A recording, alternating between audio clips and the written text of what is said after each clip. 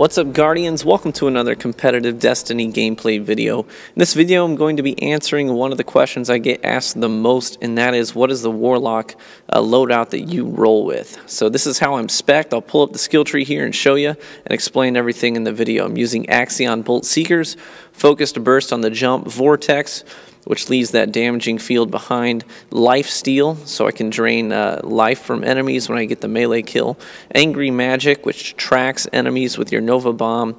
I'm spec'd mainly for recovery and agility, and finally using Bloom, which I'll show in the video is highly effective. So in terms of weapons, I change it up very, very frequently. I usually am switching guns around between almost every game. Now, that being said, I do use the Longbow Synthesis almost regularly, pretty consistently. That's the one I probably swap out the least. I swap primaries really frequently and heavies very frequently. I use lots of different heavies. I'm always cycling them between characters, but generally in PvP, I'm using LMGs more than I'm using rocket launchers. Here's my new Yolder's Hammer. So here's the Longbow Synthesis in action. I get in this quick overkill. Actually, the overkill is coming up here shortly, but 4 snipes back to back to back. So this is the one weapon that I probably use the most. I'm a huge fan of the Synthesis. Mine doesn't have the best rolls on it, to be honest. I've yet to find one with better rolls, but it just fires so smoothly that I can't really get away from it. I'm pretty hooked on it. So you'll see in this video, most of these early clips are using the Hawk Moon as the primary. Here's that overkill snipe, by the way. Using the Hawk Moon as the primary mainly, and that's just because, I'll just go ahead and tell you, this was the last exotic that I needed to complete my collection, and I finally got it like a week and a half, 2 weeks ago now. So I've been using it pretty consistently since then, just to level it up entirely and to just kind of get the feel for it so that I can drop a review on it later. But alright, so right there you see the effects of Bloom. I threw the grenade and then you see those 2 explosion kills in the kill feed in the lower left. And that's because what happens is my grenade killed the first guy, which set off the Bloom Void Explosion. And that Void Explosion killed the guy next to him. So he then did the Bloom, and he exploded as well. So it's sort of this chain reaction. So one explosion killed the next guy, who exploded to kill the next guy. So they do stack, and the reason that it's so cool is it's kind of like the combustion. You'll see it again here. I primed a guy with a couple of shots, and then the grenade kills him, explosion kills the next guy. Chain reaction. It's really, really slick because it's like the combustion on the Golden Gun, except it doesn't just apply to Golden Gun. It's literally every ability kill. So Nova Bomb triggers Bloom, Grenade triggers Bloom, and your melee ability triggers Bloom, and Bloom triggers Bloom. So I really, really like it. It's just lots of explosions, and I use my abilities very, very frequently. So triggering lots of explosions makes for big booms, makes for lots of fun. So that's one of the first things that I would encourage you to use with your Warlock.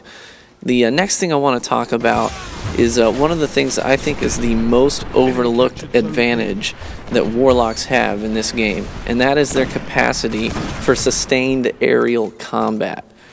Yes, so Warlocks, this is the reason that I went with Focused Burst. So like I said, I'm kind of explaining and referring back to that skill tree a lot in this video. So I'm using Focused Burst over Blink because Blink takes away one of the greatest advantages that a Warlock has. Like I said, his capacity for aerial combat, sustained aerial combat. So Glide gives you this ability to just kind of hover, and you still have lots of control. You can still be pretty accurate from the air as a Warlock while gliding. Now it's a little bit more difficult and more tricky for hunters because, you know, you have to trigger the double jump, so you're always kind of tapping the jump button while you're trying to aim and shoot at the same time, and it's a little bit tricky.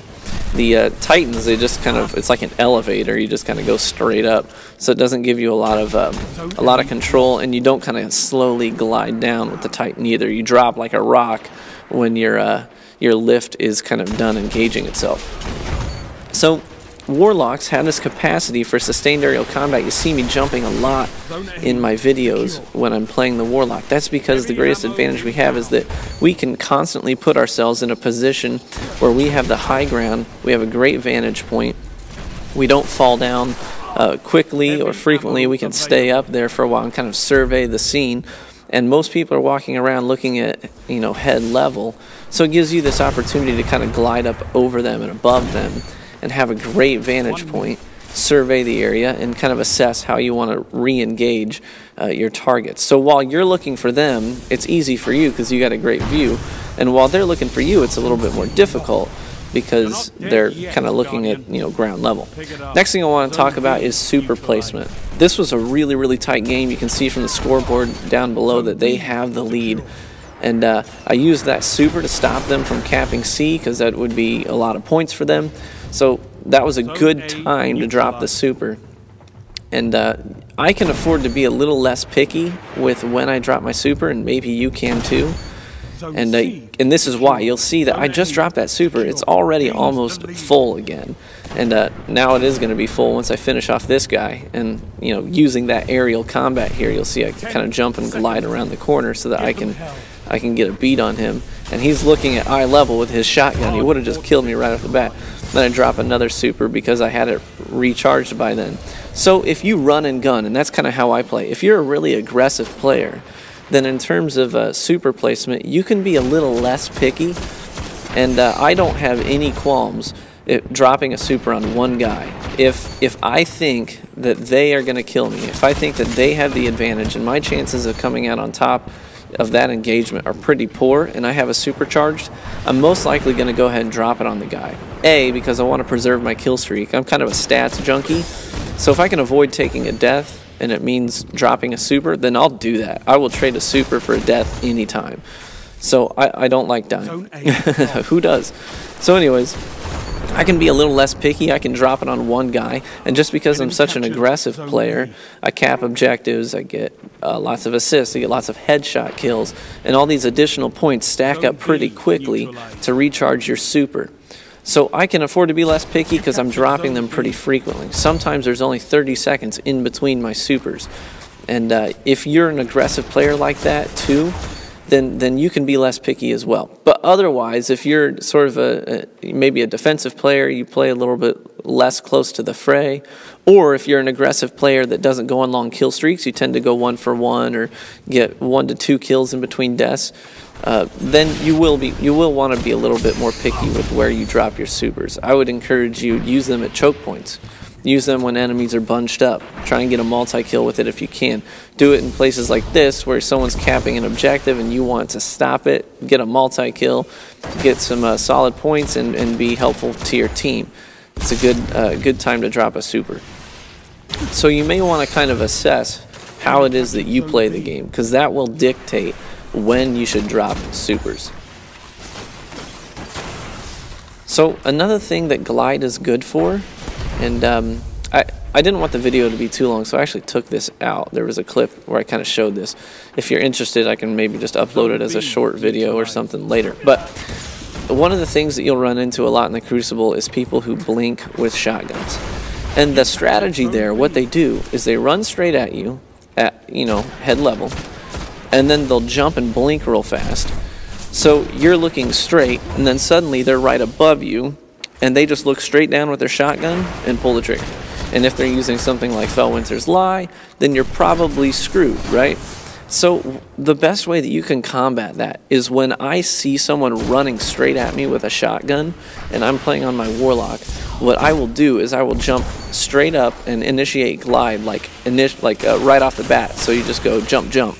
And then that'll give you enough momentum to kind of lift yourself up and back. And what that does is when they blink up in the air, they're automatically trying to look straight down because that's where they're expecting you to be. So they're going to look straight down and pull the trigger, but you're not going to be there anymore. You're going to be elevated as well. And so it's going to give you the advantage. You can either just kind of keep backpedaling and run away, try and get a better vantage point, or you can, if you have a shotgun equipped, you can just kind of look at eye level when you jump up in the air and get them when they teleport, right when they blink. So I tend to not use blink. I use blink on my hunter when I'm doing the blade dancer subclass, but generally on my warlock I don't use blink just because I love the advantage that glide gives you, and having that ability to kind of manipulate the aerial space above the ground and use it to your advantage. And I do talk a lot about that in some of my other videos. The last upload, for example, was a tutorial on how to prolong your kill streaks, and that would be worth checking out if you're interested in seeing how that aerial combat plays out. I didn't want to put a ton of it in this match, or in this video, just because I didn't want to rehash what I'd already done in a previous video. So feel free to check that out if you're interested in how to really do that aerial combat and how that plays out, and having some good footage to lean back on to give you an example. Now, you saw I was using that Badger CCL. I would say when it comes to weapons, because a lot of people always want to ask me, okay, what's the best weapon loadout for my Warlock? And I would tell you, honestly, it's whatever you're most comfortable with. Yes, there are some weapons that have more advantages over others in this game. And you see me using Hawkmoon in this video just because, A, I love hand cannons, and B, the Hawkmoon looks, sounds, and feels cool, and it's really, really effective. So some people say it's cheap to use a Hawkmoon. Well, yeah, I use it because I like it, not because it's super cheap or super effective. I think that Thorn is way more powerful than Hawkmoon is. I think Hawkmoon takes a lot more skill to use than a Thorn does. And honestly, I thought Hawkmoon was more OP before I had it. And now that I have it, I do kind of see that it does take some skill, and it takes a little bit of luck too, because not every hit that you get is going to proc that you know, additional damage with the skills on the gun. So this is footage from a was a 24 kill game that I had, which isn't a lot for me. Usually, you know, I like to be up in the 30-40 range, and then even in the 50 range. But on this game, I just decided, you know what, I'm going to lock down B and C. Generally, I push up past the awning a little bit and try to apply a lot of pressure at their spawn point while keeping B and C. But on this game, I just wanted to see if I could challenge myself to get an unbroken medal from the get-go. And that's what I did. You see here, I'm defending C because they were pushing it hardcore, so I got a nice advantageous position over C. And then I came in here pretty frequently to watch the stairs because it's a great bottleneck for sniping, as you can clearly see. And ended up finishing this match 24-0 unbroken. And some people say it's really cheap to do that, to kind of maybe stay on this end of the map and not traverse the entire map itself. And, you know, sometimes maybe if I was really camping, but, you know, I did move around quite a bit on this half of the map, and at the same time we won by a considerable amount because we were so focused on defending B and C. And in Control, that's what it's all about. And so some people will criticize your stats because you have too many defensive kills. But honestly, if you have more offensive kills than defensive kills in Control, then you're probably not winning too many matches, because it means that you're not controlling a lot of points. You're having to go more on the offense than on the defense. So I hope this video was helpful for you guys who are interested in having solid Warlock builds. You can feel free to replicate some of those stats that I have spec'd into. So feel free to follow me on Twitter as well, guys. Thanks.